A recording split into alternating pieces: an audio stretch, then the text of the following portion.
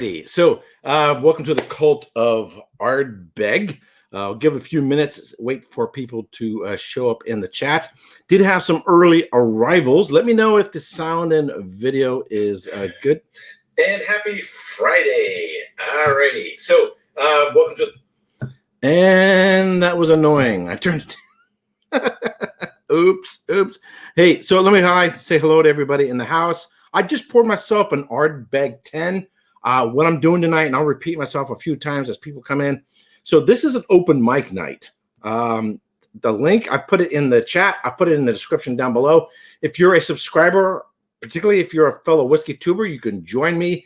But you got to have a bottle of Ardbeg. And when you come on live, just tell me what you've got. And if it's something I've got here, I will pour myself. I got a bunch of glasses here.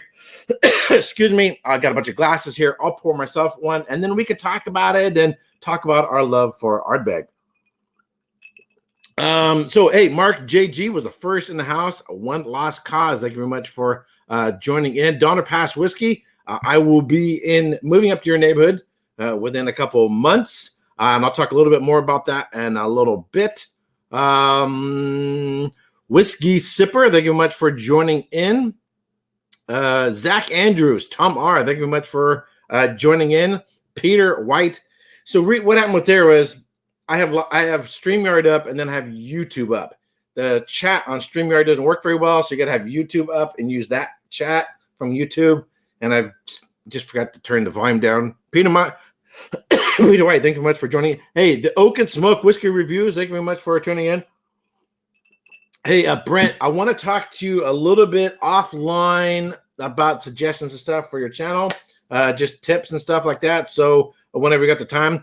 5446MK. I don't think I've seen you in the chat before. Thank you much for joining in. And he says he has a Supernova 2019. I got a Supernova up here. So if you want to join me, the link is down below. If you got a camera, at least a halfway decent mic, you can join me.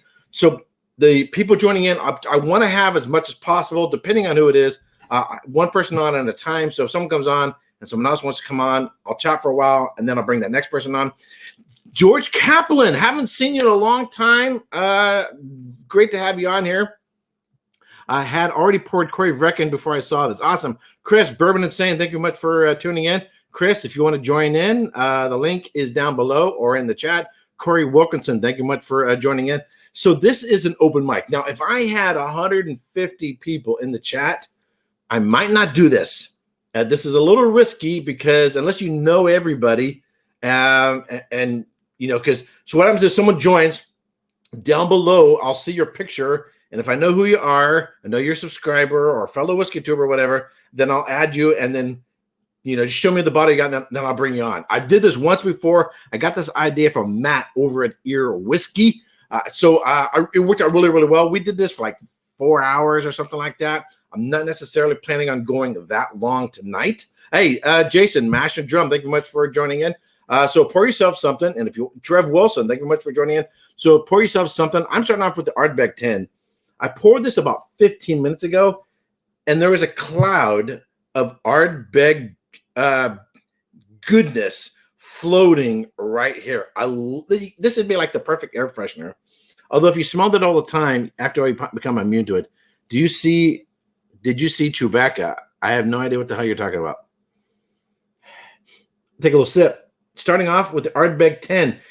If you have a bottle of Ardbeg and you want to join in, come on in, bring your bottle. And if I've got one, I'll pour myself one. I'll pull a bottle down, pour myself some, and then we can drink and talk about it together.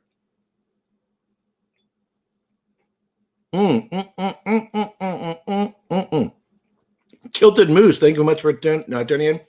Candor 5142, thank you much for tuning in.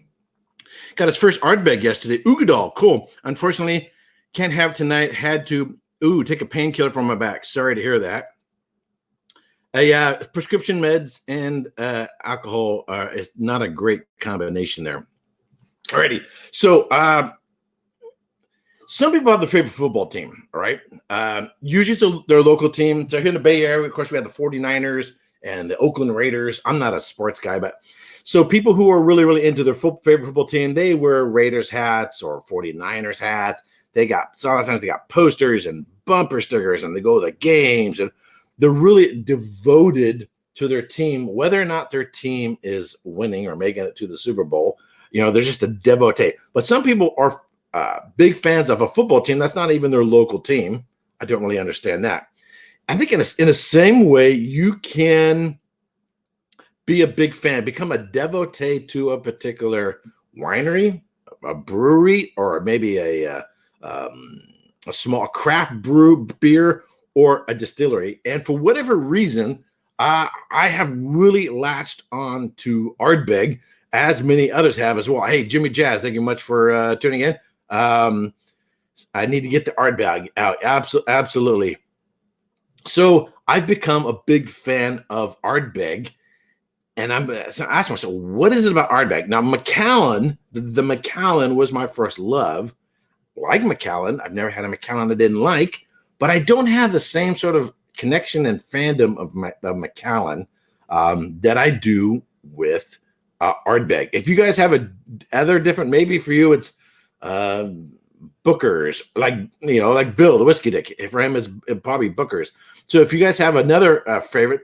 Hey, Mark Brown, thank you much for tuning in. Let me know what your favorite is as well. You don't have to necessarily be an Ardbeg fanboy or a member of the cult to join me here. Yeah, so this is an Ardbeg t-shirt that I bought online.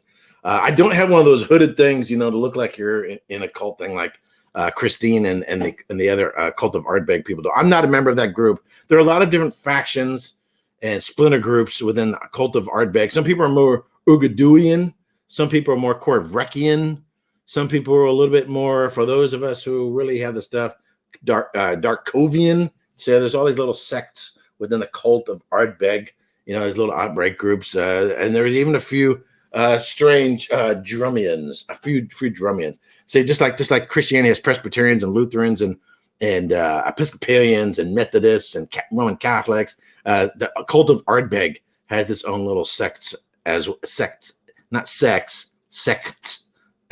though we might have sex as well. So anyway, but I think I like some Ardbegs more than others, but I haven't had one that I just didn't like at all. Probably my least favorite is probably the Perpetuum, only because it's so ashy. Second to that would be probably the Ardbeg Drum committee release. I hate to say that. I like it. It's just not. It's not because it's bad. Just not among my favorites. Favorite, of course, all time thus far. Although the 19 is very, very, very close. The Tri-Van is very, very, very close. I'm a big fan of Dark Cove committee release. I still have a bottle and a half left. I know Jason Mash and Drum was sipping on his, and once they're gone. So I got to make mine last for the next 10 years or so. So I'm going to be a little bit slower with mine. Joey Short Pants, thank you very much for tuning in. Again, if you want to join me, you want to come on, you want to be a guest, talk about Ardbeg, the link is in the description below. And it's also, I'll put it at the very top of this chat at the beginning of the live stream. So a little bit about Ardbeg. Ardbeg is currently owned by LVMH, Louis Vuitton Moet Hennessy. The Moet Hennessy, of course, is a champagne house. It was previously owned by Glenmorangie. Then Glenmorangie got bought by LVMH. So, hey, Corey Wilkinson, thank you much for the $5. Notice YouTube is giving a few free $5. Hey, that's cool. Super chats to use in some channels, but looks like only on mobile. Okay, so on your mobile phone. So if you got a free, apparently if you got a free super chat on your mobile phone, you can go ahead and throw me $5. That'd be much appreciated. Thank you very much. I know I had a couple. I threw a couple at Scotch Ford Dummies, and I threw one at Roy over at Aquavite. So it was founded in 1815. So the Perpetuum, which came out in 2015, is their 200th anniversary committee release. The water, of course, comes from Loch Ugadal, which is the name where you get from Ugi from. The production, however, stopped in 1981. The 1980s was sort of a recession.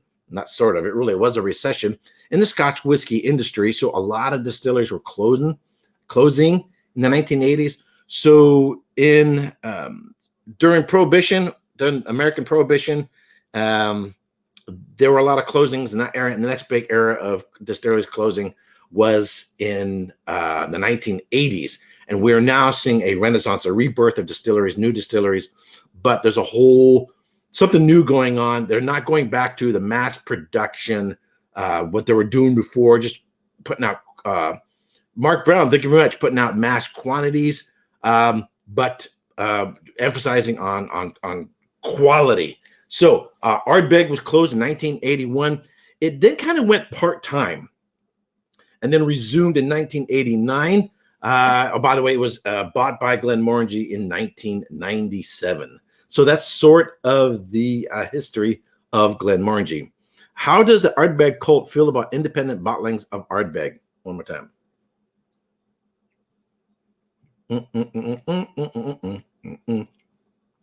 I have yet to have a regular, how does the distillery feel or how do I feel? How the distillery feels, they feel fine with it because obviously they're selling casks to somebody, right? Any distillery can keep an independent bottling. All you got to do is not sell it. And nobody can and keep people from using your name. So where is it? Oh, so over here, this is the Compass Box, no name. This has Ardbeg in it, but in order to know that, you'd have to go to the distillery. So I haven't yet to have any independent bottlings. K&L in here in the Bay Area, wine shop has some independent bottlings of it, but I've not tried it. Dan E says, "Get a razor, Marine." Hey man, I've been out for 30 years, man. I kept a clean shave until I came back from Scotland. And then when I came back from Scotland, I decided to grow a beard. You know, the funny thing is, look at pictures. So the Marine Corps came into existence in 1775. Look at old pictures of the original, revolutionary era of the early Marines. They had beards. So anyway, Kilo Joel, damn, Eric, that's a fine winter beard. Yeah, I don't know how far it's going to go. I don't know how far it's going to go. By the way, this is probably going to be my last live stream for 2019. My last live. The reason why is this coming week, all of this is getting boxed up because I'm moving by the end of the year, about 2 hours east. I'm moving up to the Sacramento area to make a transition in my career, and I'll be living closer to two of my brothers. I can buy a house for what it costs for rent here up there. So really, really looking forward to that. Getting out of the Silicon Valley, being close to my brothers, be able to see them more often. And we're not getting any younger. They're my older brothers. Danny, yeah, police officers too. The only argument, the main argument for not having a beard has been the necessity to be able to put on a gas mask.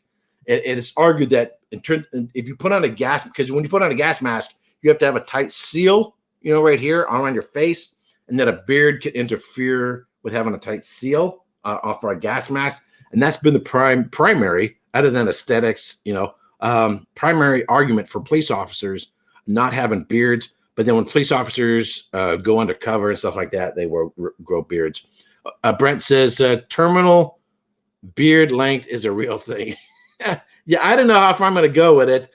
My main issue in not having a beard, I don't want to turn this into a beard channel or beard discussion. We're here to talk about Ardbeg, not freaking beards. The main thing about the beards is the hassle of management. If you're clean shaven, you just shave, you're done, and you're clean, and it's no fuss, no muss. This requires management. It requires time. I actually watched a couple of videos on how to groom your beard and how to keep it in order and take your beard and all that kind of crap. I feel like I was watching like a women's makeup show or how to take care of their hair, fashion, that kind of crap. And I've always been a very no nonsense, low maintenance kind of dude. So this is a new thing for me, but whatever. Mark Brown says, congratulations on the career move. Thank you very much. Be careful packing all the whiskey. Yeah, that's going to be fun. So I've got thousands of books I have to pack, furniture I got to pack, and I moved in here in May. My hope is this is going to be my last move, and this will be the last transition in my career. But let's get back to talking about whiskey. I'm hoping also to either join a whiskey community in the Sacramento area. So Sacramento is the state capital for California, or start one, or start sort of a whiskey society, whiskey club in Sacramento. If I can't find one, I'll probably want to start one. particularly if I can set up a whiskey room, a room that's just for whiskey and wine, for whiskey and wine. I'm not talking anymore about beards. Alrighty. So if you guys are a fan of Ardbeg and you like Ardbeg, let me know right now. Just put in a chat. Of all the Ardbegs you've had, what is your favorite Ardbeg? Whether you've owned it or tasted it somewhere, tell me right now. Just put in the chat. What is your favorite Ardbeg?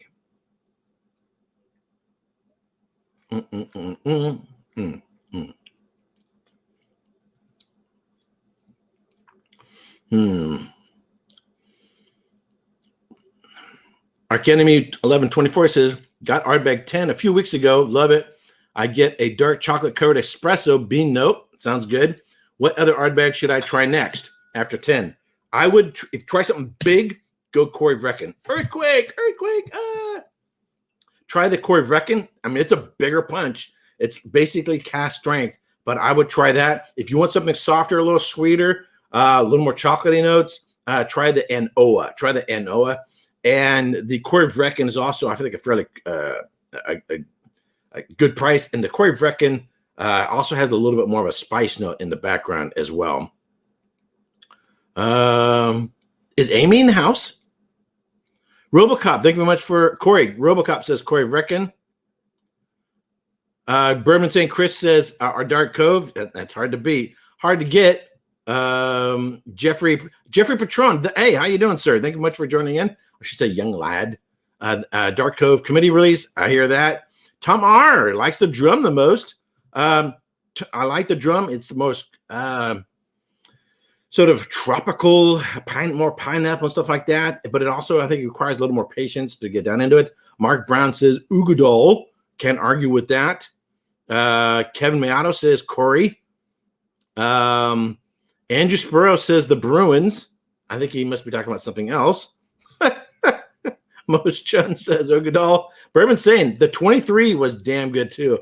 You know, so Chris, one of the things I regret doing, so when we were hanging out at the Vault down in Austin, and you know, because Daniel didn't want to take pictures, doing photo, because he wanted to be out interacting with people, not doing all the other nonsense.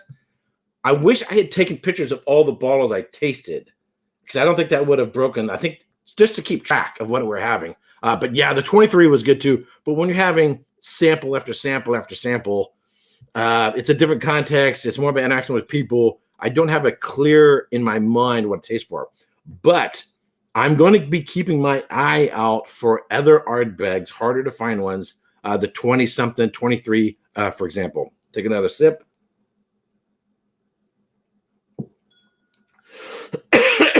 Ardbeg. Kilk Homeboy says Ardbeg. The only one that I know of in the Whiskey Tuber, and I could, if there's someone else has reviewed it, is Scott and Bart. I think they're the only ones I know that have done a video on Ardbeg. But that's one I'm going to keep my eye on. And here's a stupid thing. So when I was over at the Whiskey Exchange in London, I could have picked up a whole bunch, but I was trying, because that was early in my trip. I didn't want to. I didn't want to fill all my luggage with Ardbeg, and then I can't get any more whiskey throughout the rest of my trip. I wasn't there to collect Ardbegs. I was there to collect bottles from every distillery I went to. So I had to sort of save my space. But now I kind of wish I had bought a couple. Excuse me. Things have been on fire. And Dustin D. Silva says the 23 and 22 are the two best expressions of Ardbeg without massive ABV. I would like to have a sit down where you're a little bit more can just sort of focus on the whiskeys rather than a super social event, and then try those. So I've had them, but the context of it, I don't have like a clear memory of them. And it's also better if you have a whole bottle of it and you can spend more time on it. George says, sorry, Amy's sleeping. This time of the year is hard on her. Sorry to hear that. I thank you very much for tuning in, and let me know how you're doing. You have been on my thoughts, and she's been on my prayers. So I hope you guys are doing well. Tomorrow, let her know I said hello. And this is probably my last. Mash and Drum says there's no link in the description. That's not good. Hold on a second. I copied a clipboard. Hold on a second. Give me 1 second. Give me 1 second. I'm going to fix that. I put one in there. I don't know why. Son of a gun. I got to do this on the fly. I keep talking all at the same time. Let's see here. Fastest way to do this. So I'm going to try to talk and do this at the same time. Ba-dum-bum-bum. This is going to be a challenge. Oh, I know what I need to do. I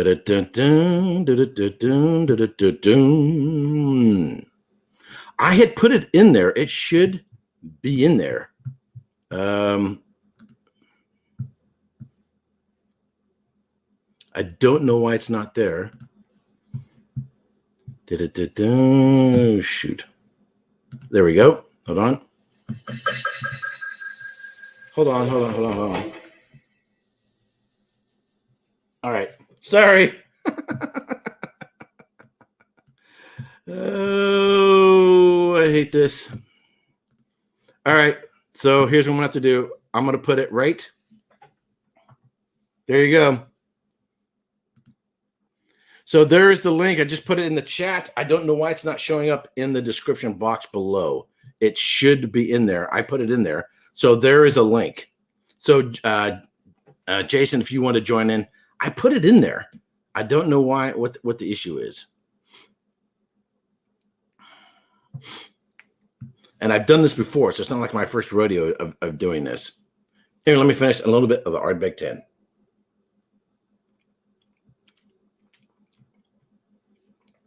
I think there's another way I could do this. Banners. I can make a new banner. Create a banner.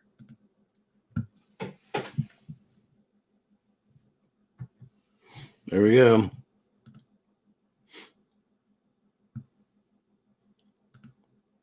There we go. I just put it in the banner. And there's Jason. How you doing, sir? How we doing, buddy? I figured I'd kick things off and join in. I can't hear you. Hold on. Oh, you know what? Duh. Hold on. So I got to turn my mic up. Hold on. Can I hear you now? Can you hear me now? No, I can't hear you now. Can you hear me now? Yeah. How you doing, man? One of these days, StreamYard will fix itself to where you don't have to have a separate YouTube thing in order to see people. Hey, so you've got an Ardbeg poured? I have 3 here. I'm just trying to figure out which one I want to pour. Okay, so whatever you got, I'm going to pour one as well, so I can join you in a wee dram of Ardbeg. So I have my favorite of the core range, which is the core Viekken. Okay. Which you and I actually did a live. That's what we did during the live stream back in Isla month. Yeah. How we doing, chat? What's up, everybody? I have the Ardbeg Supernova here, the new one which I haven't gotten really into, so we could pour this one, and I have my favorite one of all time, which is the Dark Cove Committee release. So how much of the Dark Cove Committee release do you have? I have pretty much a full bottle. Oh, okay. I just didn't know if you want to ration it or not, because that one, you unless you can get another bottle. I sip this very slowly. Yeah, so I'm glad I was able to get 2 of them at a reasonable price. So hey, why don't we do the Supernova? Yeah, let's get into Supernova. Absolutely. All right, Supernova.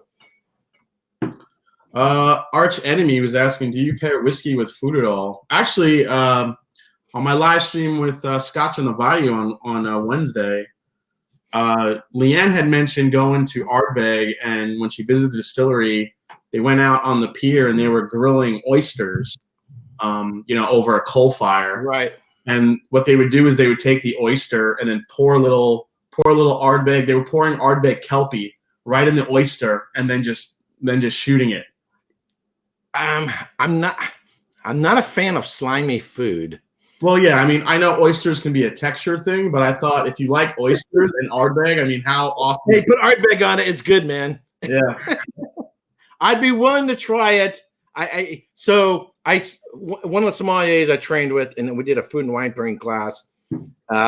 He said, don't ever say, I don't like such and such, because you're already pre-programming your brain. to reject it before even unless I mean that has some certain moral and legal limits. Hey, if you haven't tried bestiality, don't say don't knock it till you try it. That has its limits. But in terms of pro tip, whiskey goes well with pizza, right, Jason? That's right, with pizza with smoky sausage. Perfect. And I can see mushrooms and stuff like that as well. Working on it. All righty, so I'm going to pour myself a little bit. Yep. There we go. So is this your first time of having Supernova? Because they've had several other different releases. I've only had a couple sips of this. I'm planning on reviewing it sometime soon. So I've been kind of creeping in on it, but there's so many new bourbons hitting right now. I'm trying to get through those too. Right. So mine right now is right at the top of the label right there. I spent $300 in order to get it early because I wanted to get a jump before anybody else starts reviewing it. So I've now seen them on the market for closer to around $200. I'm probably going to go pick up another bottle. Yeah, I got mine for $160. Well, yeah. So if I can get one for that, I'll definitely jump on it. Yeah. So this is bottled at 50. Man, I can't, my eyesight. 53.8, buddy. 53.8. I need new glasses. 53. Or I need a steam bunker. I actually now have a little magnifying glass. 53.8, and the ppm. I think the ppms is the same as for everything else. If you watch some videos on it from the producers, what they do is the reason why they don't come up with a Supernova all the time is they kind of hunt and pick. Different casts have different changes. They have different interactions, and so they hunt throughout. And this is why it's kind of sort of a non-asymmet. Is they hunt around in the warehouse to find bottles that they think sort of meets the profile of. I have someone in the waiting room named Soulless Ginger, but I don't know that person. I'm wondering if that's someone down in Texas. I don't know. Soulless. Oh wait, no, that sounds familiar. Anyway, we'll keep going, and I don't see them, so I don't know if they got their stuff hooked up. Because usually you can see a face before, but they might not have a good connection. Anyway, so what they do is they kind of hunt around. They take a cask. Okay, does that smell like it could go into Supernova? No, that one's not good. Smell this one. Hey, this one seems extra heavy, peaty. I think this one will work. So then when they find enough casks that can produce enough production level for Supernova, and they go, okay, we think we have our Supernova, and then they put it together. And so that's why, they don't necessarily have a Supernova time, because it's really determined not by the distiller or whoever's doing barrel management, but on the barrels. The barrels have to make themselves into Supernova standard quality of bottles. So I saw his face show up for a second. If you don't have a real good connection, then I won't see your face. Okay, now he's in there for a second. Okay, give me a thumbs up when you're ready, Soulless Ginger. Okay. It's so weird calling someone that. All right, so I'm going to bring Soulless Ginger in. Kind of curious as to what he has. I've never met this person, so here we go. How you doing, man? Hey, man. How are you? All right, I got to move something around so I can get all three of us in it. Yeah, or you got to get yourself in the middle of the camera or something. All right, there we go. There we go. That's probably better. There. Now you can get the extremes. Hey, I don't know if I've ever seen you in the chat before, but Jason seems to be familiar with you. So are you a subscriber? Have you followed me for a while? I'm just kind of curious how you found about this. I've been following you for a while. Saw a live stream, and I didn't know I could join the live stream on YouTube. It's pretty exciting. Yeah. So this is your first time ever doing anything like this? Yeah. So yeah, it's a risk because, like you said, you never know who's going to come on. Someone could come on and start saying, F Trump, or that could be dangerous, or say something really, really bad. Screw whiskey or screw Ardbeg or whatever. Or love some Ardbeg. Or they could take their shirt off and here's my boobies. You never know what somebody's gonna do. So yeah. Oh, someone says kill the banner. Sorry, give me 1 second. Let's see. Oops. Sorry. Now I gotta kill the banner. Yeah, well I can't. I'm sorry. I can't kill the banner because anyway, hold on. I'm gonna try making another change. Nope, don't like that one. Nope. Yep. Nope. Don't like that one. Nope. Sorry, this is new. Sorry, Jason. Screwing around all this crap. Okay, I'm just getting seasick here. And I can't choose who to put at the top and the bottom, whatever. I know Jason's more of a bottom guy, but he's gonna have to be up on top for this. I do like the bottom. So anyhow, so have you got yourself poured an Ardbeg? I need to correct myself. I was drinking bourbon and then I saw the stream. There you go, you heretic. Go get yourself some. I know. Get that fixed. So I know you haven't done your full review yet, Jason, but in terms of what's sort of your first, is this your first time you've had a Supernova? Yeah, I mean, I wasn't drinking peated stuff when the first one came out, so this is the first one that I've gotten. When I heard about the re-release, I'm like, I'm definitely want to grab this one. I didn't know what to expect as far as a flavor profile, but this is probably the most menthol-y that I've ever smelled on the nose. It's a lot of menthol, a lot of smoke, and this one, when you sip it, this one kicks you in the nuts. Oh yeah. Yeah. Or I just got a punch in the throat. Yeah, and it stays. It just stays there. The smoke and the ash and the but there's a little bit of a licorice note too that I get, which sticks around, which is really nice. I have more radical facial expressions, and I'm just like. Yeah, this one definitely lets you know that this is a beast coming out of the glass. There's I just licked a dragon's anus, you know. Or like licked like the grizzle off of barbecue. Yeah, exactly, man. It's like, whoa, man. That is cherry. Wow. Yeah. So I've had it only once before, and it was a different year, and I was down at the Whiskey House in San Diego. I really, really liked it, but that one was not more fruit driven than this one. And I'm halfway into this. So I'm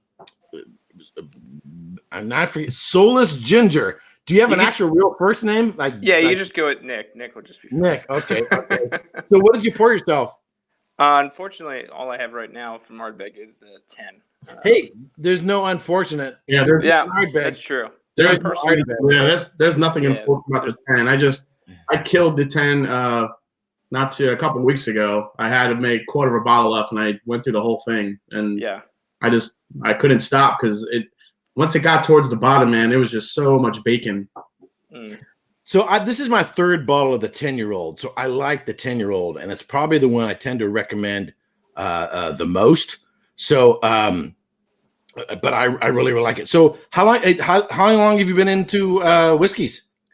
So actually just started this past January. A friend of mine got me started, and I found the Whiskey Tribe guys down in Austin, and I saw a video that you did with them, and that's how I started following your channel. Okay, awesome. Cool. So I got Dustin, who's in the way by. I'm going to try to keep it to 3 at the most, but I want to thank you for joining in. Hey, So did you start off with peated, or did you start off with other whiskeys, or what'd you start? I started more in the Speyside region, and then moved. I found Oban 14 is what got me started, and man, I couldn't get enough of that. Okay. Absolute favorite. Tried Ardbeg 10 the first time, didn't like it. Tried the Ardbeg Ugadal, and I absolutely loved it. So at a whiskey bar in Richmond. And the Oban is a good entryway because it does have that seaside character to it, and a little bit of interwoven smoke. So it is a good transition into Islay. So I can completely understand that one. So yeah. So Jason, I know you're much more of a bourbon guy than you are of a Scotch guy, but you are. I mean, you really are. I've been getting into Scotch whiskeys. Where for you? I know because you Kill Home, and you just did a whole live stream with Scotch in the Bayou. Yeah. For you, in terms of your fandom. And I'm going to completely judge your entire moral character on this question.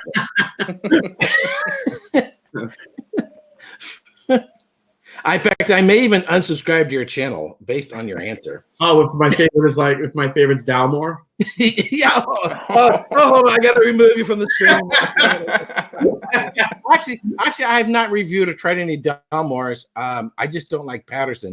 And he throws a shit on the floor and all that bullshit. It's hilarious though. It's great television. It's funny, but it's bullshit. So you don't listen to it. Anyway, but where for you would you say sort of in the range of of all the, just take Isla's, where does you think Ardbeg ranks? Third for me. Okay, cool. Yeah, I would say. I mean, depending on the day, Brooklotti and Bunnahabhain are kind of my 1-2, and then Ardbeg is right close behind there. So I have a feeling I'll really like Kilchoman too. I just haven't tried enough of them yet. Just really had my first one, but I know a lot of people love Kilchoman and what they do. Yeah, but for me, Bunnahabhain was really kind of the first Scotch I've ever had that really kind of made me want to keep trying more. And then I love what Brooklotti does with all the, all the different expressions and where they source their grains and how transparent they are. I just love the story. Yeah, definitely philosophically. Yeah. Their approach to doing things, definitely. So for me, so let's say this is Isla. I kind of split in half, putting Bowmore somewhat in the middle. So for the north, my favorite is Bunnahabhain, and then for the south, my favorite is Ardbeg. And Bunnahabhain and Bowmore being in the middle is my least favorite of all of Isla. Not just because they're in the middle, just because I other than some independent bottlings, which I've got one, I've never just been a big fan of it. No, I get that, but yeah, I mean, Ardbeg 10 was, well, honestly, the first heavily to me peated Scotch I had was Lagavulin 8, and that kind of jump started me into trying different ones. And then when I had Ardbeg 10 after that, I really that's when I really started loving. I'm like, wow, I didn't realize there was so much sweetness, beyond the smoke, and that was really kind of turned me on to it. So Dustin, no, not Dustin. Dustin's in the waiting thing. Nick. Yeah. So how many of the Ardbeg range have you tried thus far? 3 at this point. 10, the Ugadal, and the Anoa. Okay. Oh, I know. Okay. So the next one I'd recommend, and Jason would agree on this one, is go for the Corey Vrecken. That's the next one you definitely want to try. That's in terms of getting something cast strength that's more widely available, and the quality price ratio. I think I'd get it for like 75 here. Jason, what do you think you get it for? Yeah, Corey Vrecken's around $70-$75. Yeah, somewhere in that neighborhood. So it's a good high quality price ratio, particularly for its cast strength and stuff like that. Yeah, but you have I'm not sure what you like, if it's more sweet or more like spicy, because I feel like smoky. Yeah, I feel like the Corey Vrecken has a little bit more of that sweet, but a good amount of spice from those French limousine casts, whereas it's a little sweeter. So if you like, that's what surprised me about the Ugadal was how sweet it was. I did not expect an Isla to be that sweet. Yeah. But I also do really like the Lagavulin 8. I've got a bottle of that right now. We're not talking about Lagavulin. But we're not talking about Islas right now. No, just the Ardbegs. Yeah. That's it. I did a whole thing with Lagavulin. That whole thing. Yeah. I love the Lagavulin, but for me, in my perception of Lagavulin is the flavor profiles from bottle to bottle are much closer than Ardbeg. You get a lot more variation from different bottling in Ardbeg, which is one of the reasons why I'm so big on Ardbeg is every bottle is so distinct versus qualitatively Lagavulin changes from whether the 8, the 12, the 16, and so forth, or ABV changes. But in terms of flavor profile, they're much more alike, and the blind tasting is a lot more harder to pick them out. Yeah, absolutely. So anyway, hey, I want to thank you much for coming on. I'm going to bring on Dustin Dietzel too. So hey, thanks for tuning in. Thanks for tuning in, and we'll do it again. Absolutely. All right, cheers, man. I'm going to bring you on Dustin. Dustin, give me a thumbs up when you're ready. There you go. He gave me he just gave me a middle finger. What was up with that? I love you that much, Eric. Just kidding. I would never do that. So, Jason, have you met? I know you've seen Dietzel too, Dustin, in the chat. But have you guys seen each other before? Yeah, we've hung out a few times. Yeah. Okay, cool. I've been to Jason's house, so yeah. Oh, okay. My feelings are hurt. I've not been invited to your house. Well, you live in California, man. What do you want? Yeah. Jason's a lot closer to me. Yeah. Oh, yeah. It's like an hour and a half apart. Yeah. It's a quick drive, whereas you're kind of like. Let me see if I can get the. Let me use my head to block the light over here. There we go. Give yourself a halo. So, what have you got in the glass, Dustin? So I poured 2 glasses. I actually haven't drank either of them yet. I got Supernova to join you guys. Oh, awesome. And then I put No Name in here to see kind of how it compares. Okay. I'll be interested. You can pick up a little bit. So I'm going by memory. No Name, if I recall correctly, I think it's got Ardbeg, Kalila, and Kleinleash. I'm going by memory. But Kalila, no, it's Talisker maybe. Or anyway, I could be completely wrong. I just made myself an idiot live here on. I'm going to call this out, and I don't know if Tom R put this in my head in the chat, but on the Ardbeg Supernova, I just got a taste of pepperoni. There's a spice character there, so like it wasn't prevalent until it was lingering on the finish, and all of a sudden I tasted like oily pepperoni from like a pepperoni pizza. Supernova has changed a lot since I opened it. When I first opened it, it was just overpowering, and now it's bringing in so many more flavors. That pepperoni flavor I did not get in the beginning. I almost need to leave this one alone for 6 months and let it do its thing for 6 months in the bottle, and then come back and then say, okay, now what's happened? Because if you're keep returning it to within a short period of time, I may not be given enough time to really open up to really show its own. So I might need to, now that I'm about right to there, probably need to leave it alone for a while, then come back and see how much has changed. Yeah, I need to buy another one. So where are you at with Ardbeg in terms of your fan with Ardbeg, experience with Ardbegs, how Ardbegs you've had, and so forth? Oh man, I've had the core, I've had the 22, the 23, got the 19. I've had, of the last 7-8 years, I've had at least 5 or 6 of the limited edition releases. So I mean, I'm an Ardbeg freak.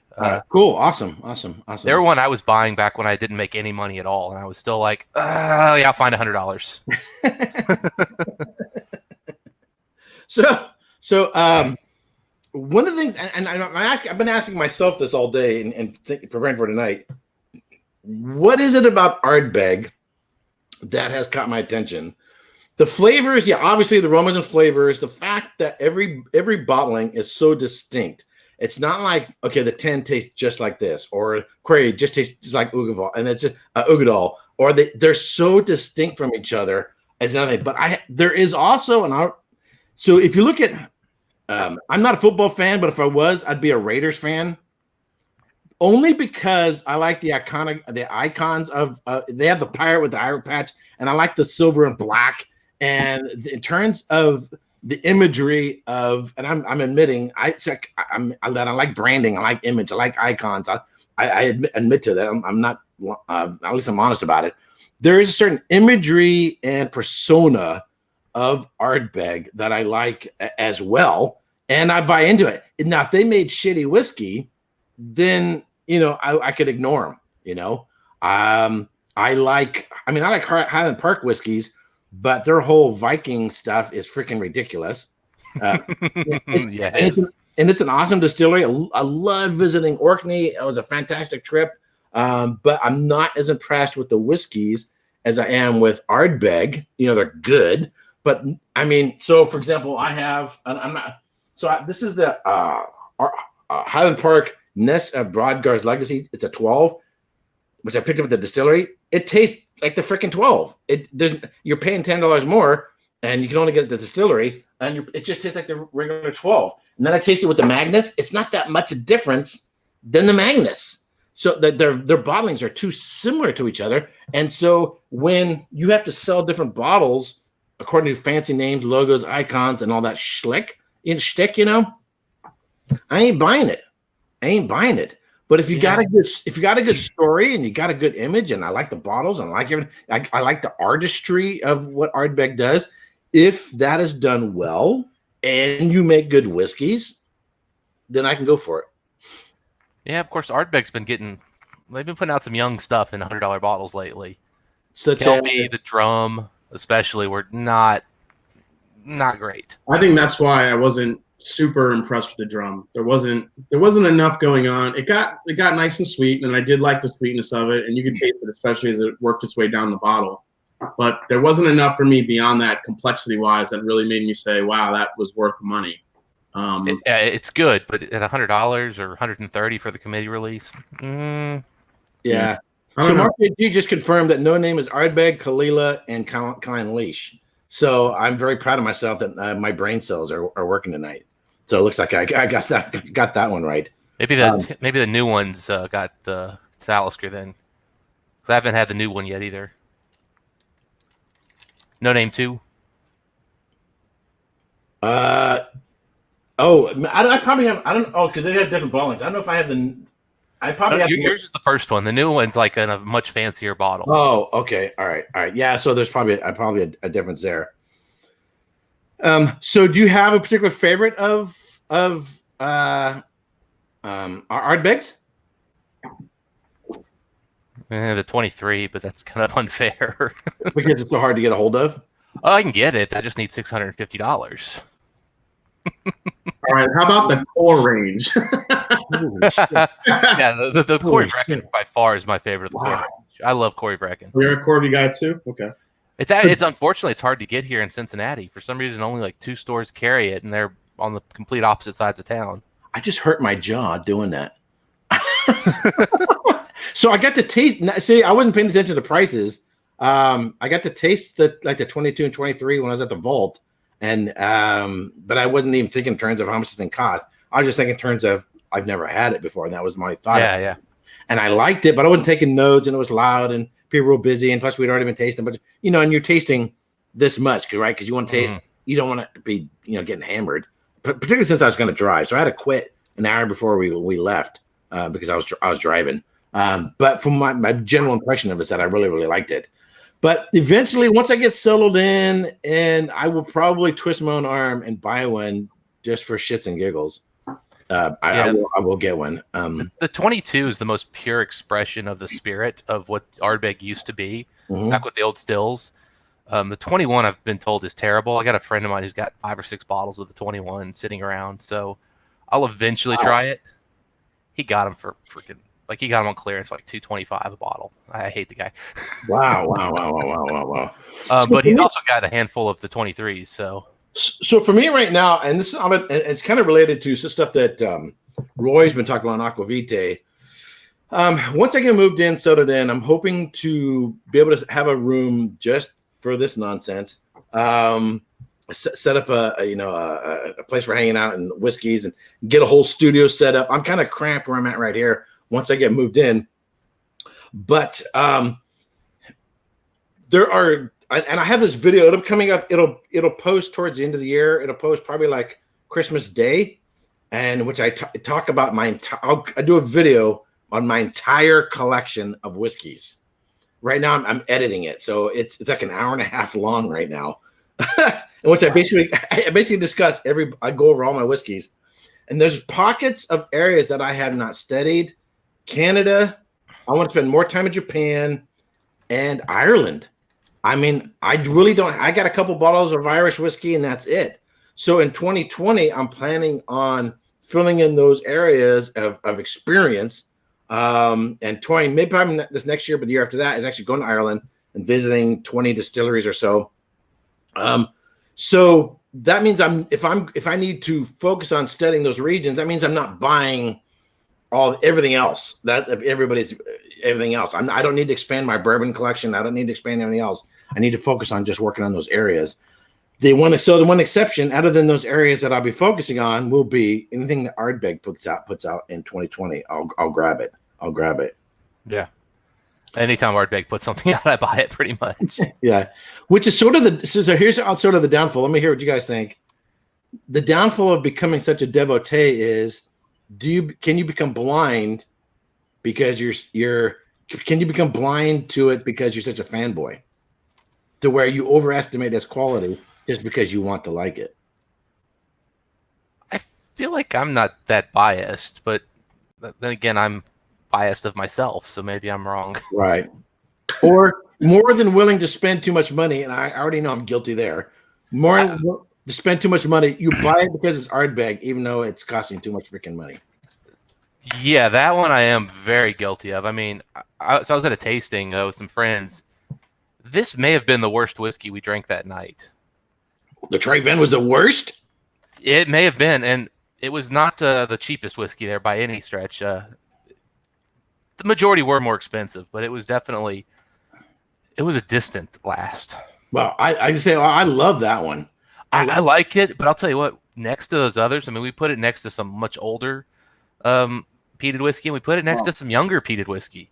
Right. Like Jason, that Boona 11 year that you tried with me, that Cadenhead, like that was there. That blew this thing away. And that's an 11-year Cadenhead. Now, it's still a $120 bottle, so we're not talking cheap, but that's a whole other class of whiskeys, though. You're not getting over into the smoky range of whiskeys, though, right? Oh no, the Boona's super peated. No, I know. Okay, Boona, yeah, but you said Cadenhead. Cadenhead's an independent bottle. Right. Okay, a Cadenhead of a Boona. Okay. Yeah. Right. It was a super peated Boona. That one happened to be. I know Boona Haven's not really known for a lot of their super peated stuff, but this one was repeated. Yeah, I mean, this was a peat bomb for sure. Right.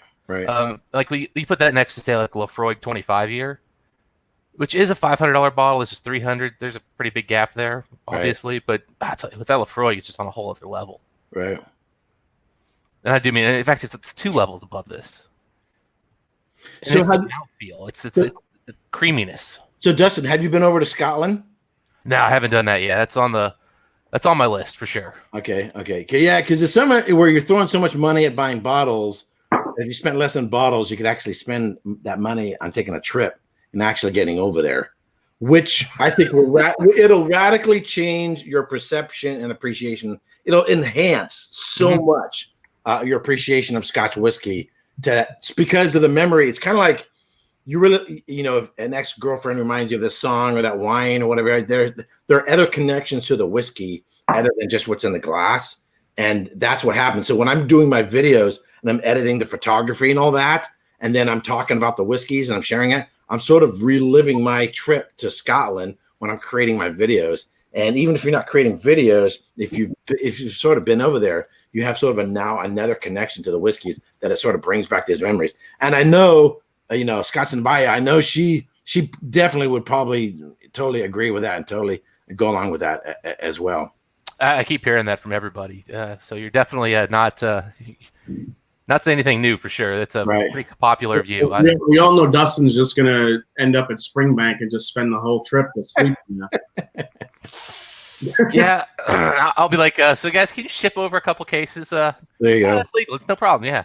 Hey guys, so I have an interesting idea for you. Blend a little bit of the Supernova into the Korvyekin. Okay. If I had a Korvyekin, I would do it, Jason. It makes a Super Vekin. A Super Vekin? Oh shit. Okay. I bet you that's awesome. Actually, I actually don't have. It's really good. Okay, so I get an idea too. Take some Metallica and add it to Motorhead. Yeah, basically. Yeah. Actually, Lemmy and Metallica, Lemmy from Motorhead and Metallica have done songs together live in concert. So there actually is videos out there of them playing together. So that's actually a reality. And they did each other's songs in a concert. So all right, so I'm taking this is the Korvyekin. It's funny, it's at the same spot as my Supernova.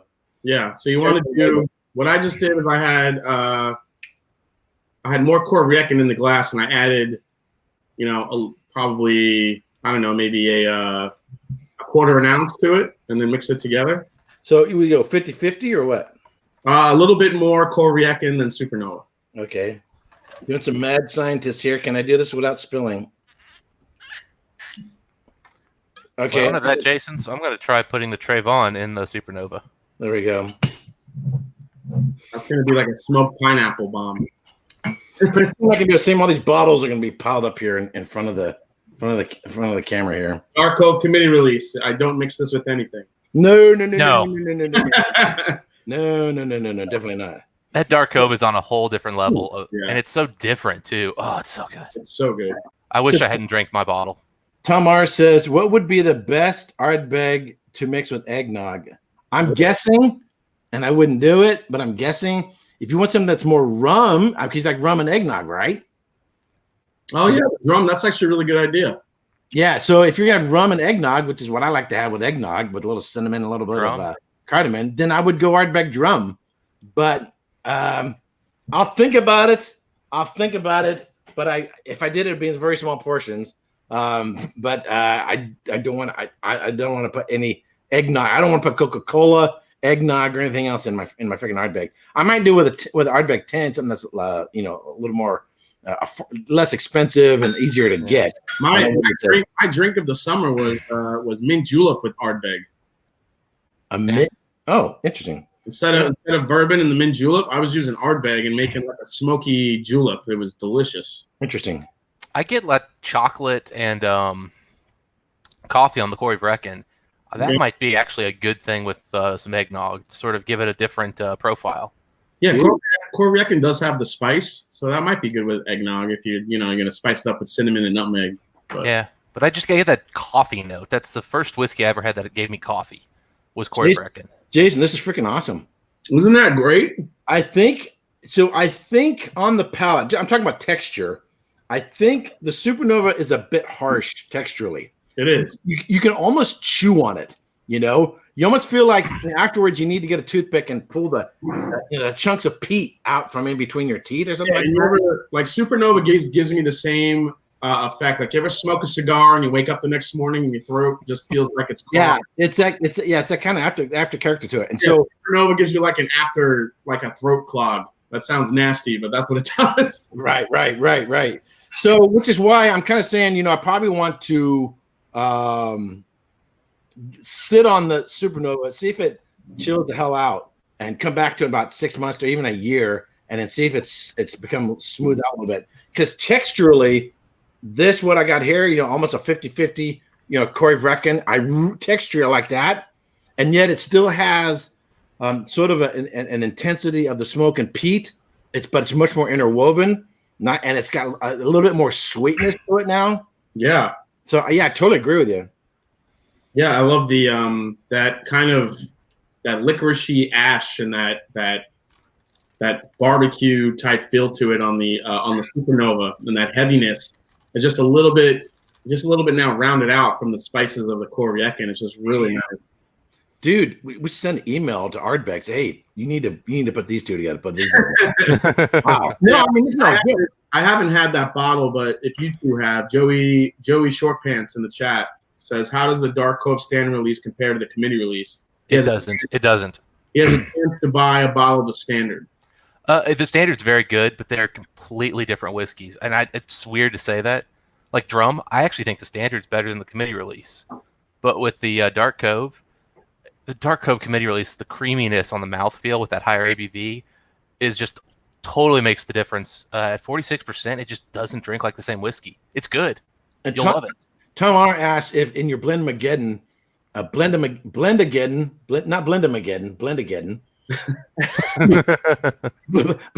can people send you bottles of scotch or only bourbon? If someone sent this in, this would kick all their asses. The first round of blends I did was Scotch blends. Last year I only had received 2 Scotch blends, but this year I got 5 or 4. I forgot. I think it's 4.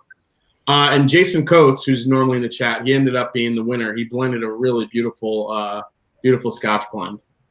So I think the Corey is at 57-1, and then this is at 53.8. So we're still in the 50s range. So this probably takes around 55 if you average the two out, somewhere around 55. So it's still a nice big heavy ABV, still with the intensity of the smoke, layers of flavor, and yet texturally, it's just like 1,000 times better than what we had before. That's freaking awesome. I can believe that. The Supernova and even the Trebon, I think were really kind of misses for Ardbeg in terms of texture. Flavors, they're awesome, but the texture on both is a little drying. Right. Actually, with the Trebon, I found it to be delicate, and I thought it had more finesse. I thought, I liked it. Supernova. I liked it. You drink that one next to one of the 20-somethings, but even I think Corey Vrecken, the Trebon, the Trebon comes off just a little thinner and drier. That's not necessarily a bad thing. It's a difference. And I prefer more creamy. Right. But again, we're splitting hairs. So we're talking about Ardbeg. There we go. Yeah, I just wanted to remove the banner for a second. Oh shoot! I'm gonna do this. I don't There know we go. Keyboard. There we go. So I don't know if someone's going live at the top of the hour. Is Chris Bourbon and Sane going on live in a few minutes? I haven't heard anything from either. I didn't get a notification, but sometimes it'll pop up. So let me check. Right. I just don't want to. I mean, we're doing our thing, so whatever. So we currently have 40 people in the chat. I think we had like 56 at one point. So if people haven't already, please subscribe, give it a thumbs up, and whatever. So this is probably my last live stream of the year because everything I got here has got to get boxed up. By the end of this weekend, all my videos for the rest of the year will have been made and uploaded, and they'll automatically post on Saturdays and Wednesdays at 3 a.m. All the way up until New Year's Day. New Year's Day will be my top 10 for 2019. I'll be recording that this weekend. No spoilers here on what makes and goes into my top 10. But if people have been following and watching my videos, they probably have a general idea where those are going for the rest of the year. So I'm looking forward to. I hate moving, I hate packing, I hate and all that crap. But I'm looking forward to being in a new place, and I'm hoping this may be the last place I ever live, last position I ever work, and stay there for the rest of my life. Bouncing around and moving is a pain in the ass. I think it's cool that you're moving closer to your brothers, so that's always and family, you know. Yeah, I mean, family can always get on your nerves, but that's why God gave us whiskey. You know? So you buying a house, Eric? Yeah, Chris is going on live at 9. So okay. So Eric, are you buying a house or? I don't know just yet. I can buy a house for what I pay for rent here. That's how Silicon Valley is just insane expensive, and my salary is going up by about 15%. So that's a major jump. That's nice. That's a nice jump as well. So that's a big jump. Yeah. So cost of living is going down and income is going up. So that's why I moved to Ohio, baby. So you're buying all of us bottles of Ardbeg. And if I buy a house, I might offer one of my brothers to move in with me, so we'd share a place. And for practical reasons, I'm 53. My next brother is like 56. The next one's like 57. You start getting up there. It's better to live closer to family in case of emergencies or whatever else, and then it'd be just good to hang out with them. So Jason, what have you got coming up next on your channel? I just got the Booker's the 4th release, the last one of the year, the Beaten Biscuits. So on Monday, I'll be doing a video with all 4 of them in one video. I'll be feeling pretty good after that video. And then Wednesday, you do not want to miss my live stream. Wednesday, it is Antique Week, Buffalo Trace Antique Week. We'll be opening, we'll be trying William LaRue Weller 2019, Thomas H. Handy 2019, and George T. Stagg 2019. So it's going to be a fun week. Okay. So I got someone in the waiting room. It says Lap Boo. I don't recognize the name. LAP, and then I can't see their face. So I'm probably not going to bring them on. So yeah, it's a little bit risky bringing people on live. So unless I know someone's name, recognize the name, I've seen them in the chat before, or it's fellow whiskey tubers, I'm probably not bringing people on. So if people are in future live streams, if you want to come on, you should be someone who I see in the description, in the comment section of my videos. You should be someone that I see regularly in the chat, just for my own comfort level. I mean, so that I don't have the danger of someone coming on and doing something they shouldn't be doing. And I don't recognize the name, and I can't even see his face at the moment. So I'm going. I don't want to know what you're looking at, then, Eric. Yeah, don't just blank gray. I'm just kidding. So before I bring you on, I can see you, but you're faded, but I can see you. And then when I bring you on, your screen down below goes bright, just as it is up here. But so that I can tell if you're on or not. And then I can have someone, I can also mute your mic before I bring them on or whatever.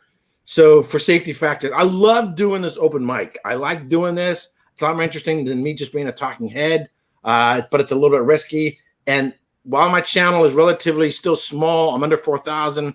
I'm at 37 something. I can do if I had 10,000 subscribers and maybe had 150 people in the chat, it might be a little more challenging, but right now it works out really, really well. And people seem to really like this format of having a discussion and the opportunity for non-YouTubers to participate in this way. I think it's a great thing. So what do you think, Jason?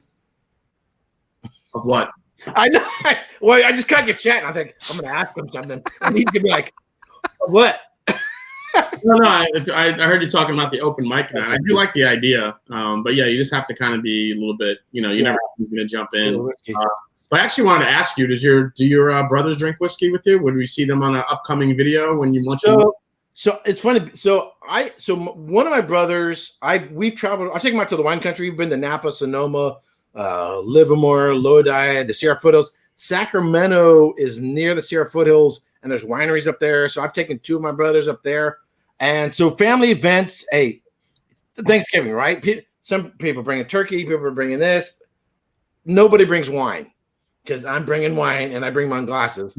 So I've never had whiskey with any of them. One of my brothers was probably more open to at least trying things. I know he's a cocktails guy. But we'll see. I would like to have him on to actually, because he's an author, he's a translator, he's a school teacher, and he has a book coming out that he's been doing research on.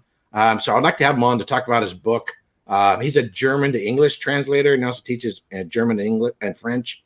So I'd like to have him on one of these days and at least sort of, hey, try this, and then see what he likes. I'm sure he'd definitely be willing to try them. Will he give us Sam faces, though, like I Whiskey, She Wines?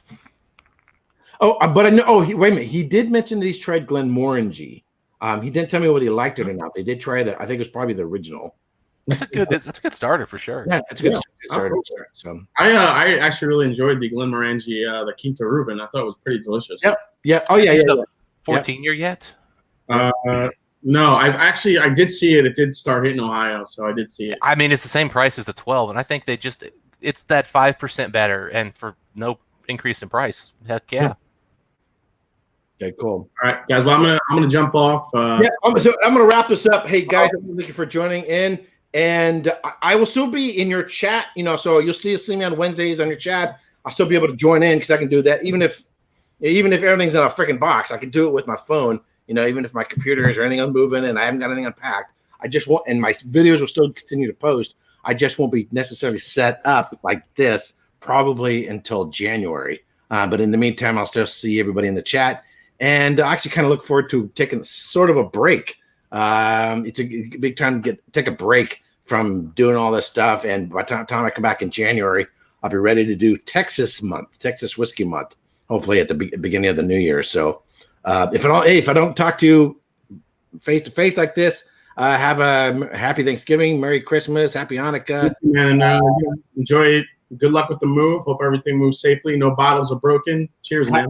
Happy Festivus for the rest of us and whatever. So, all right, guys, have a good one. And I want to thank everyone for tuning in. And if you're watching on the replay, make a comment down below. Let me know what your favorite Ardbeg is. And maybe what's something you did like, what you didn't like, and what you like about Ardbeg. Anyway, just make a comment about Ardbeg down below. All right, until next time, cheers. Cheers, guys. Cheers.